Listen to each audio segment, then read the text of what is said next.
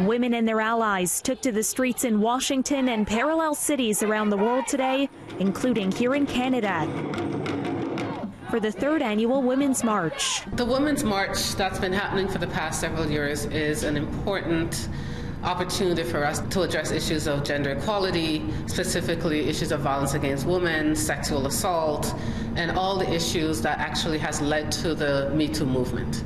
We talk to our girls a lot about, their rights and equality and how they're represented, and we wanted to bring them down and show them that there's lots of women and men who feel the same way, and we wanted to see everybody working together today.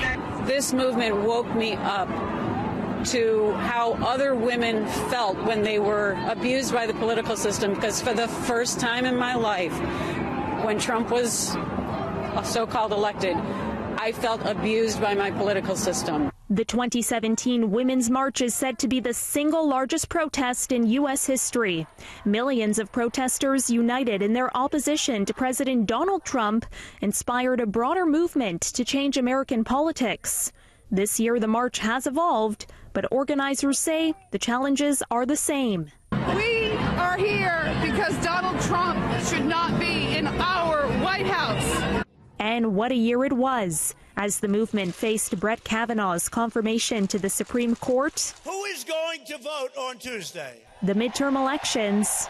Mr. Cosby, any comments, sir? And the enduring power of Me Too. Things aren't changing, so we need to make sure that people know that we're not stepping back, we're not going back, we're here, we're going to stay, and things need to change. We're not immune from what's happening in the States. First of all, because we obviously see news about Trump and we see the news about Kavanaugh, and that affected women across the world.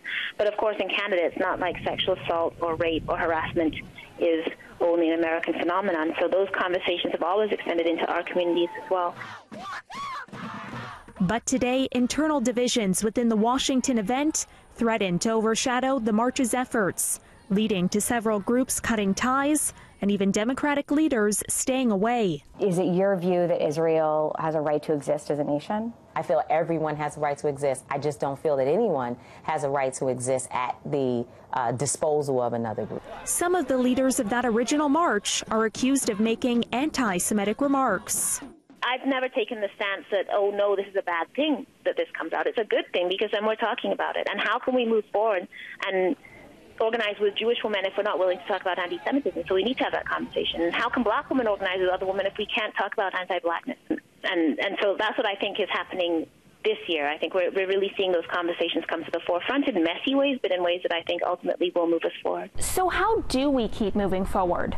Many say it's about recognizing first that while there are common goals among women, there's no one movement that defines us all. Women are not a monolith. We do not all think the same. We do not all hold the same positions. We do not all hold the same viewpoints. R. Kelly documentary being one thing that black women have been very preoccupied with the last couple of weeks. We've been having conversations in our communities, and some of those conversations aren't for anybody else, and it's fine for us to do that by ourselves, and when we're ready, we can take that to other people.